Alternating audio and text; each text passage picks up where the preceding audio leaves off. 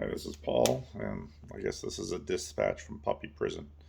It's a little ironic because the puppy's sitting down here in a kennel, so the puppy's actually the one sort of behind little wire bars, and I am not.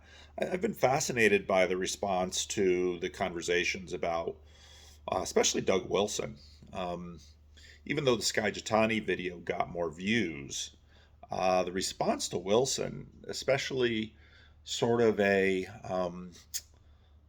defensive posture towards Wilson on many. Obviously, there's a lot of fans of Wilson in this culture war space, and so yeah, it's been very interesting, the response.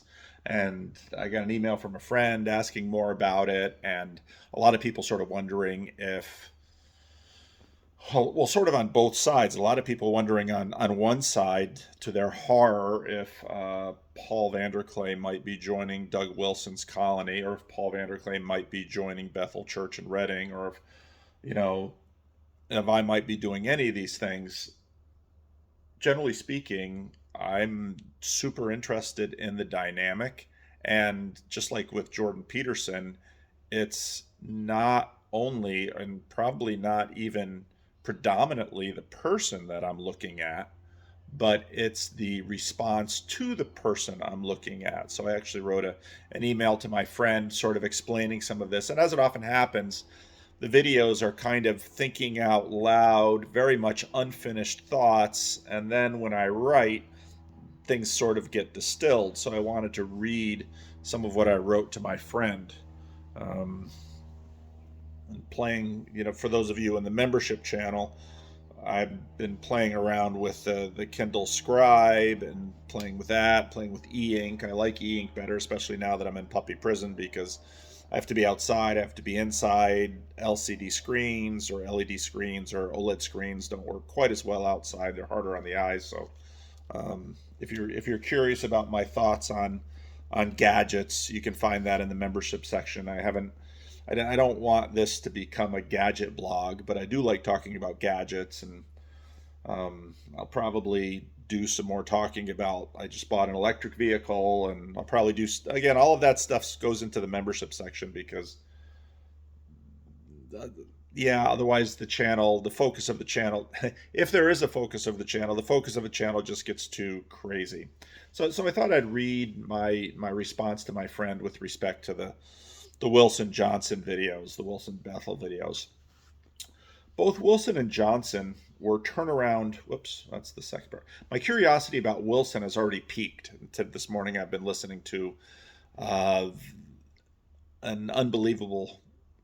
I really, unbelievable isn't the same without Justin Brierley. They're clearly fishing around for a new Justin Brierley, and they're not going to be able to replace him, because people are individuals, and Justin is Justin, and a lot of his sort of sunny fairness, that's just part of his personality. So we'll see what happens to the Unbelievable show. My curiosity about Wilson has already peaked. My interest is in the approach, the response, and impact, which make Bethel an interesting comparison. Both are sort of post-millennial, both are sort of Kuiperian drives to remake culture. I haven't talked a lot on the channel about Abraham Kuiper, but anybody following from the Christian Reform context will know something about Abraham Kuiper. Abraham Kuiper was this 19th century, early 20th century polymath in the Netherlands that had a huge social impact on the Netherlands, a huge impact on the Christian Reformed Church. One of the most interesting things about Kuiper is that in the Christian Reformed Church, both the progressives, the CRC progressive transformationalists, and sort of the confessional conservatives both point to Kuiper for inspiration, which is super interesting, because in the CRC they're warring, but both sort of point to him as their inspiration, because Kuiper had within him both this strong idea of the antithesis and this idea about transformationalist. And some people pointed to a video of Doug Wilson, which I saw part of. I'd actually watched some of it before. Phlebas and others pointed it to me on Twitter. And Eschatology Matters, I think the channel is. See, when I'm set up like this, I can't do all the fun things I can do in my office. I've just got to sit here with a selfie stick in my phone. But the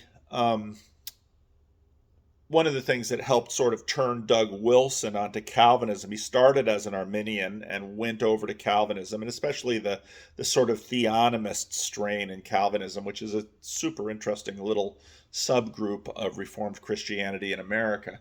But it was Kuiper that Doug Wilson, but it was sort of the conservative Kuiper, not sort of the progressive transformationalist Kuiper, and both of these ideas were in Kuiper right from the start, because if you look at Abraham Kuiper's story, he starts out sort of as a 19th century liberal, and then, like many clergy, he takes his first congregation in a starter church. This is very common in churches. You finish seminary, you might be the best student at seminary, but you're still going to go to a starter church where you really learn preaching, you really learn pastoral care, you really learn people. Abraham Kuiper goes to this starter church, and there he meets a woman with a deep sense of piety and living faith that sort of causes him to deconstruct from his 19th century Reformed liberal posture and to really get in touch with a living faith and piety. I talked some about this in the Stark video that I did with the churching of America, that a lot of I want to talk more about that book. I'm finding that book super interesting. A lot of the telling, or us observing ourselves with respect to how religion is going, Stark points out in his book that it's extremely biased, because most of this kind of stuff is written by the academics, and the academics have a certain bias in them. And so when someone like Rodney Stark looks at the church not through a theological lens, but through much more of an economist's lens, where you're looking at numbers and money and some of these impacts, the view looks very different. And so Kuiper, as this is not an unusual story. I mean, we sort of have talked about this word deconstruction, meaning conservative Christians or church-going Christians, there's a transformation and they lose their faith and they leave church. But many in the liberal spaces, let's say they leave church and they're in a cultural space, they keep deconstruct and they wind up in church. In other words, things tend to flow both ways. So Kuiper had a big impact on Wilson, and if you watch other videos, you can hear that. Both are sort of post-millennial. Both are sort of a Kuiperian drive to remake culture.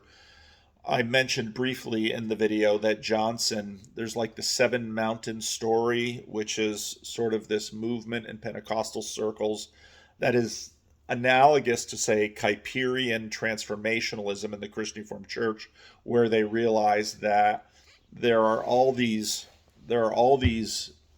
aspects of culture that church as institution alone doesn't really impact. And so the idea in many of these evangelical places and charismatic spaces where it's very much analogous to sort of the Kuiperian transformationalist, we need to impact all of these areas. Abraham Kuiper, of course, had his sphere sovereignty ideas, where it said, church as institution should govern church. There's state as institution, the academy, had all of these different spheres, which then in the beginning of the 20th century led to the pillarization of the Netherlands, and that is sort of broken down. So, Johnson versus Wilson is sort of memes versus music in many ways. Wilson goes with classical education, which is interesting. Bethel goes with contemporary music, contemporary church ecclesiology. Johnson very much goes seeker ethos. Wilson goes classical. So again, they're really interesting compare and contrast. Yeah, in many ways, they're very similar. In other ways, super different. Wilson generates attention and audience by pointing out salient transgressions to people tired of the pace of rapid change and anxious about cultural corruption. So if you listen to Wilson's blogs and watch his little videos, they're all triggering in terms of fear about cultural corruption. And he keeps hitting those points. So take a point out of the California legislature, point to the drag queen story hour. And so in that sense, he's very much sort of in the Doug Wilson Daily Wire. I mean, they're all sort of in the same category, doing the same things. You sort of trigger people with these outrage fear mechanisms, and in that way you can mobilize them to action. His posture also is predominantly political. He sort of, the irony for me as a minister, especially as with my own brand of Kuiperianism, is if you really believe politics is downstream from religion, if you really want to sort of look at the deeper impact, stick with your priorities more with the religion rather than the politics. Religion is always, politics is now. These kinds of issues. So Wilson generates attention and audience by pointing out salient transgressions to people tired of the pace of rapid change and anxious about cultural corruption. Johnson generates interest by the miraculous and music cycle technologies. And so there's very much a difference of approach. And whereas both Wilson and Johnson are very interested in culture, and both Wilson and Johnson are very interested in religion, you'll notice which one is sort of forefronting which. Johnson forefronts religion, Wilson forefronts politics and culture. And I think this is basically a difference of approach. And it's also given their gifts. You know, you listen to Johnson speak, and he's kind of a run-of-the-mill preacher. He's laser focused on this, basically a realized eschatology, bringing the kingdom down now. Wilson is sort of this meme lord, and he's very clever. And some people pointed out that his videos aren't that impressive because he's reading a script, and fair enough. But he's a really sharp writer, and he's super clever when it comes to, triggering people. And I'm not saying that is a bad thing. That's a skill that any evangelist or preacher. I just listened to Glenn Scrivener's take on the Russell Brand thing. And Glenn Scrivener also is he's like Doug Wilson in that he's just super quick. He has an angular eye on it, and he goes for the jugular. And that's a real skill. And it's a super important skill in terms of an evangelist. Oh no, Kindle, don't go to sleep. I got to kind of do these in one take because I don't want to edit. All of this is Oops. And the Kindle tends to turn my page easily. All of this is background of how America became the religious nation that it is, especially is in contrast with the rest of the sons of England. And it's super interesting because you sort of have to compare the United States with Canada and Australia. So England, Canada, and Australia all stayed colonies under the realm. They were all super Christian nationalism. I mean, having a Christian king who promises to defend the church, et cetera, that's Christian nationalism. I mean, that's the real deal. Again, this use of this term right now is, I find, just appalling. But it's interesting that the United States, with its pluralism and its diversity, grew way more. I mean, and grew. Again, look at those 1776, 17% were religious participants, let's say, adherents.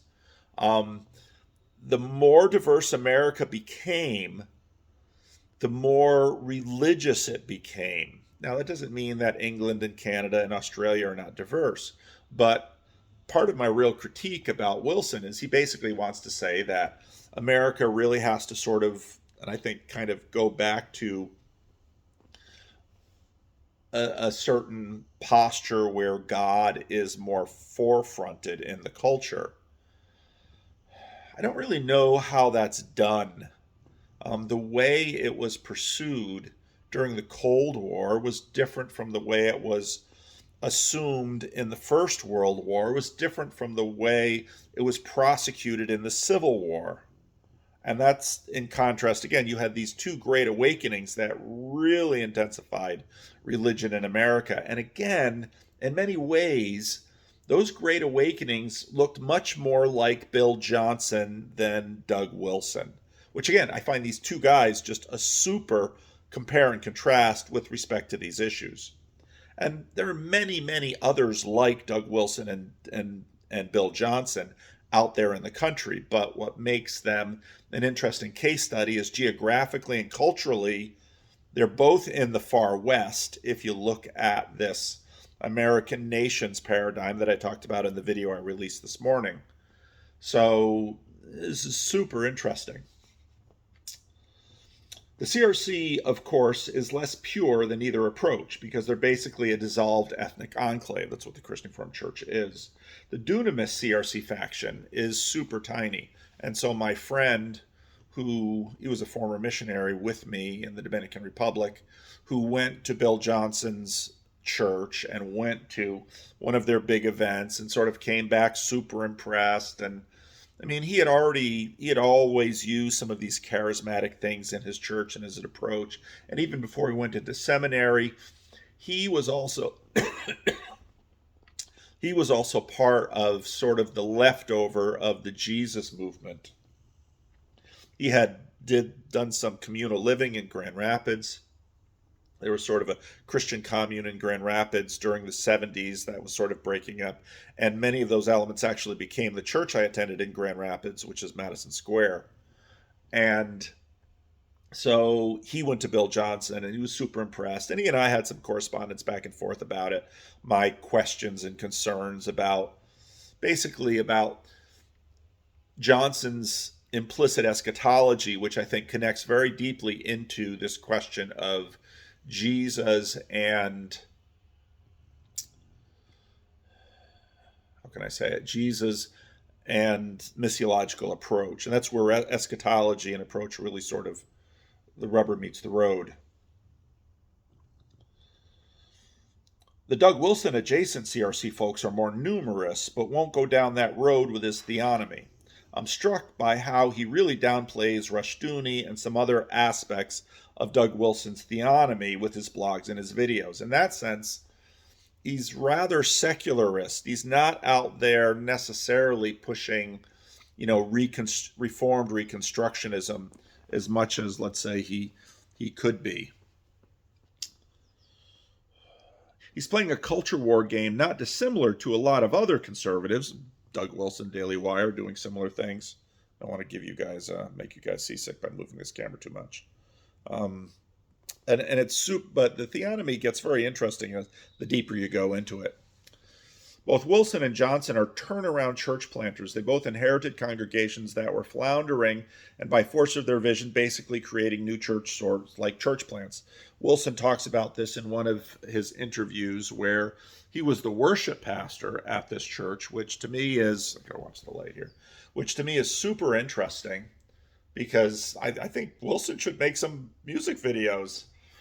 I don't know if that church there, they were doing like contemporary worship. Truth be told, I would love to visit both places. It's just shaking loose Sundays to do this kind of thing are tough.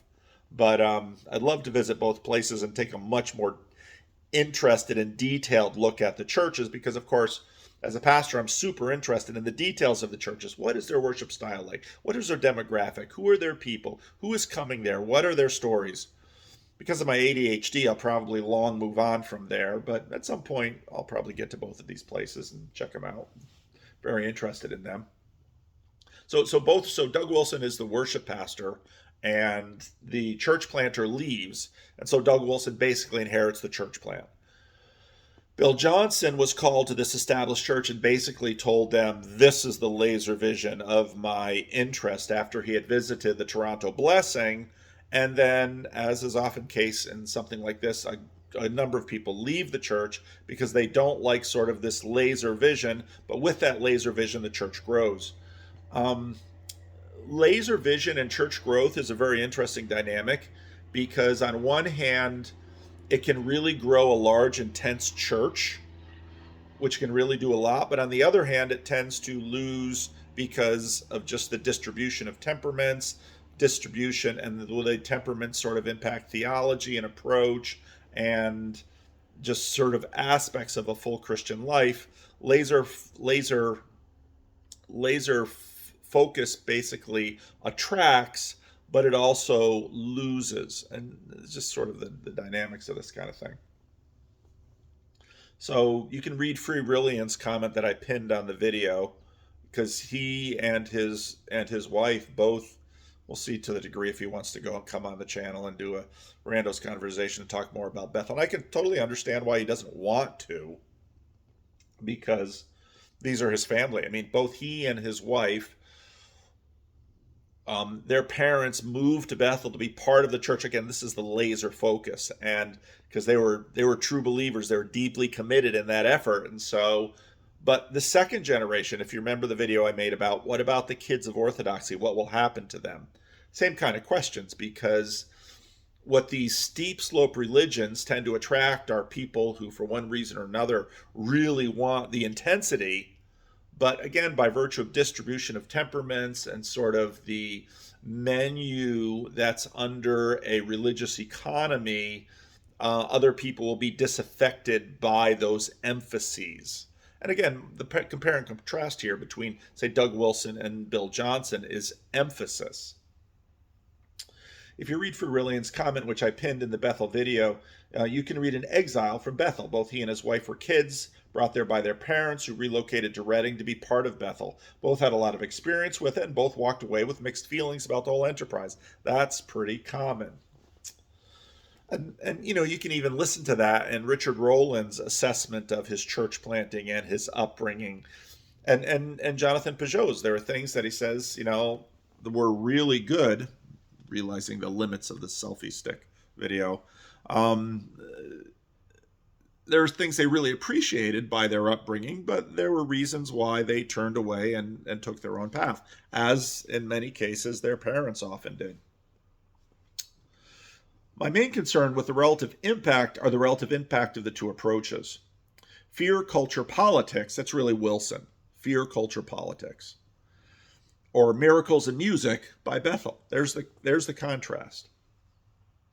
Both have degrees of success and legitimacy, but both work on people in different ways. It's a question of forefront and back end. Bethel has fear, culture, politics, but keeps it sort of behind the scenes. That's sort of, you know, you have to go a little deeper into the video archive to find Bill Wilson talking about it. Wilson has music and social healing through conservatism. They both work both angles, but which one do they sort of put on the marquee, and which one is sort of the main attractor? Because again, in many cases, what you catch them with, you catch them too.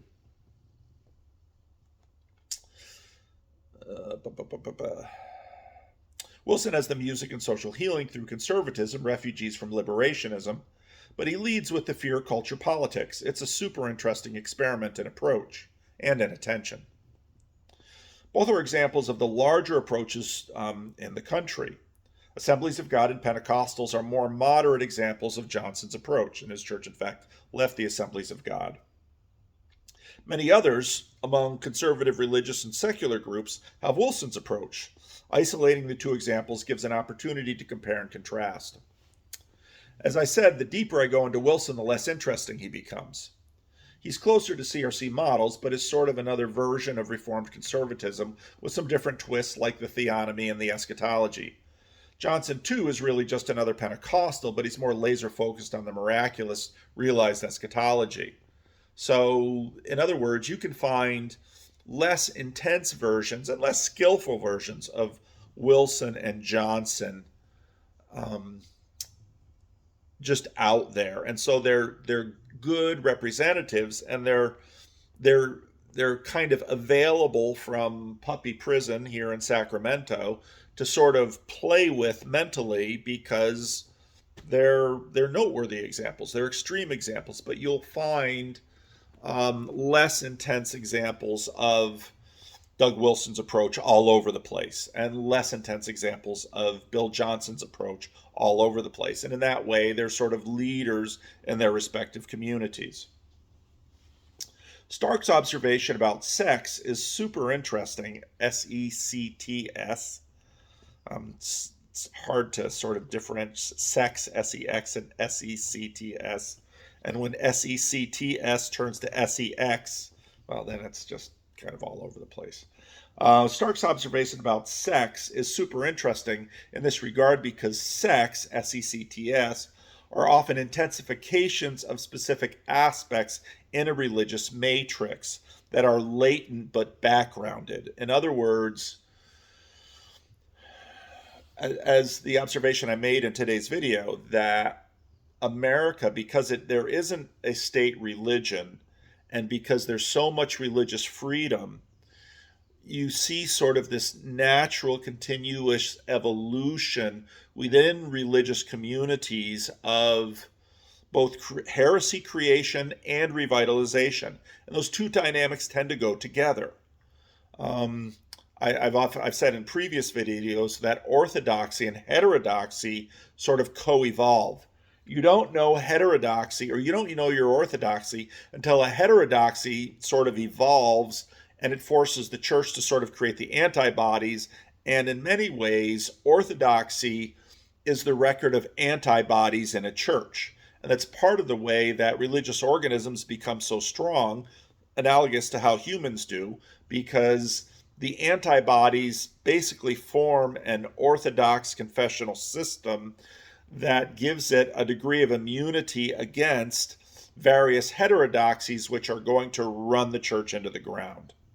And this is sort of, again, my extrapolation from Alistair McGrath's book entitled Heresies. I've talked about this one quite a bit.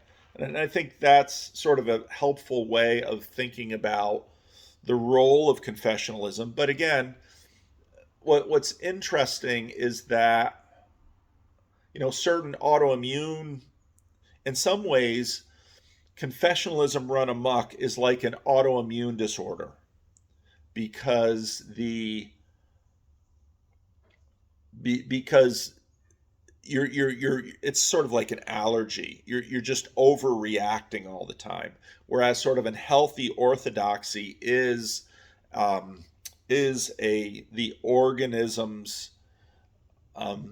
healthy resistance to infections and heresies that are going to lead you astray. But all of these leaders are often edge cases, and one way or another, they're going to flirt with different heresies. I made a video on the Jansen trial in the Christian Reformed Church, where Herman Hoeksema was the one sort of prosecuting Jansen and pushing Jansen out of the seminary for liberalism.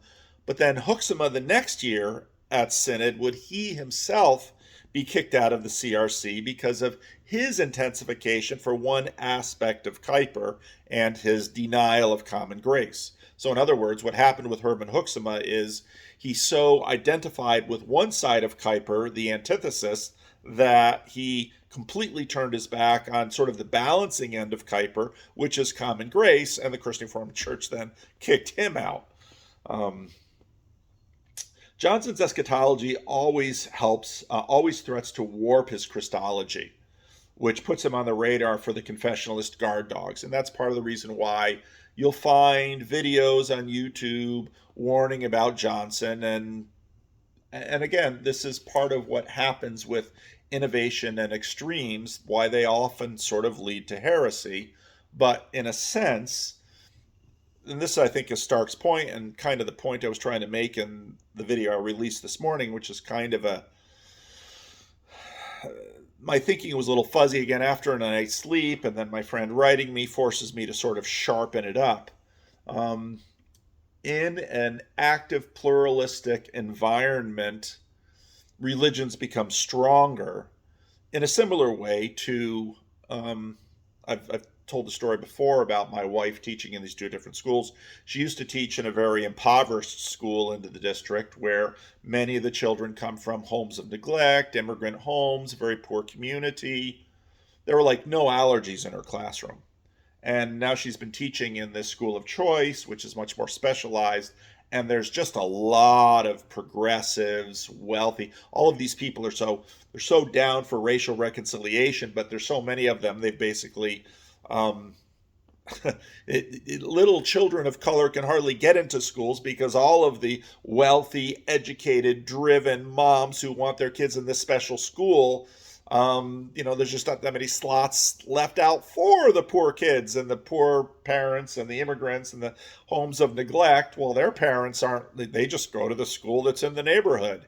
So, but what's interesting is that in this school with all of the, highly intense moms who are worried about every aspect of their children, all of those kids have allergies because, those kids didn't play in the dirt and eat dirt and, have peanut butter and do all of these things, which would sort of build up the immune system. And so you find, a healthy immune system, a healthy doctrinal system, and not, let's say, an immune disorder doctrinal system sort of comes from a hothouse, from a monopoly. So, and again, listening to the Alistair McGrath Cosmic Skeptic video that's on Unbelievable, I think towards the end of the video, that's basically what they talked about, how in many ways New Atheism, despite all the consternation that it drove, it actually, Bishop Aaron has made this point many times, it actually sharpened the church. I just thought of the fact that I should probably I'm going to have to put this video into an audible form too for the audio podcast, because I thought first it was going to be a 5-10 minute video, but here it's 30 minutes. I mean, the puppy is sleeping. I can show you the puppy. See, there's puppy prison. Puppy prison is sort of a wordplay. So, but what I wind up doing when I'm taking care of the puppy is I have all these thoughts and I can listen to things and have thinking, and then I take notes and I try to have those notes, and then I go into my office and have content for like 4 or 5 videos, but I only have time to do 1 or 2, and then it's a mess. Anyway, so it's all super interesting to me, and I'm ADHD, so I know people come to the channel because I talked about Jordan Peterson or Jonathan Peugeot or angels or spirits or how many things, and now I'm talking about Doug Wilson and Skye Jitani and Bill Johnson, and then 2 weeks from now, people are going to be like, what happened to Doug Wilson and Skye Jitani and Bill Johnson? They'll probably come around again, but I'm also reading American history and American church history and thinking about de-churched and churching and cultural Christianity versus sort of church Christianity and nominalism and all of these things. So I'm super ADHD, which means I'll be moving on to other shiny things that catch my interest. It's also super interesting to me who people really identify with and why on the world of screens they invest in them. So the Knights and the Mooks dynamic is super interesting. YouTube is really a fascinating thing, and I do find it fascinating. So so a little bonus video. I got to make videos how I can. We have a vet appointment today, and I think the puppy gets her last parvo shot today, which will give me a little bit of liberty, because really what I got to do is I got to be taking this puppy out with me. I've taken the puppy to church a couple of times, not to Sunday morning because I'm too busy for that, but to women's Bible study, and I had a pastor's meeting yesterday that I took the puppy to, because the puppy's got to get used to going out in public, being around people, not getting too excited, learning how to behave with people, etc., etc., etc. That's the whole project of the puppy raising program. He's black lab in a black kennel. He always kind of sleeps. She always kind of sleeps with one eye open. So, yep, that's what's happening. So you might get more videos like this. Who knows? But leave a comment.